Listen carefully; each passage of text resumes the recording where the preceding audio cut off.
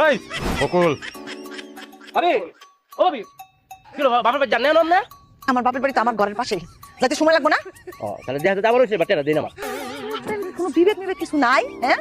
একটা মাইয়া তার স্বামীর সাথে ঝগড়া করে একবারে বাপের বাড়ি চলে যেতেছে, আর আপনি টাকা টাকা করতেছেন। বুঝছি আমার ব্যবসা তো আমি রেখে চলি আচ্ছা শোনো, আমি না তোমার বিদায় দিয়ে আমি ফিরে দিতে পারি না, আমার মনটা কান্দে, তুমি লাও আমার লগে লাও। আল্লাহ, এই যে আমার স্বামী আছে না, তার কাছে টাকা আছে আমি জানি, তার কাছে যান। শুনেন ভাই আমি কই 2010 গ্রামে আমি পাট করে যাবেছি কেউ নগদ না কেউ বাকি নাই দিলার বাকি নাই এর পরে টিয়া দেয় আমনের বড় কাছে আমি যে টিয়া পাই আমি আপনি জানেন হইছে বুঝছি, কিন্তু তুই বুঝতাছিস না আর বউটা যাইতাছে গা।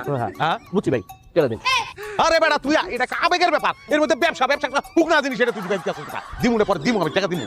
আরে ভাই দিমু কইতাছেন আমার শুনতে ভালো লাগে না আমার টিয়া দিন টাকা তো আমার তোর নাম শহীদ না, আমরা কই তোর তো টাকা দিমু না আমি। শহীদ মানে কি মরা, লাশের টাকা দিমু কেন? কি মন বাটপার করে বাটপার আমার নাম সৈদিক আমার টিয়া দিত না তোমরা কত পড়বো রে তোরা সংসারে সবসময় ঝগড়া লেগে থাকবো বাটপার টিয়া দাস না আমার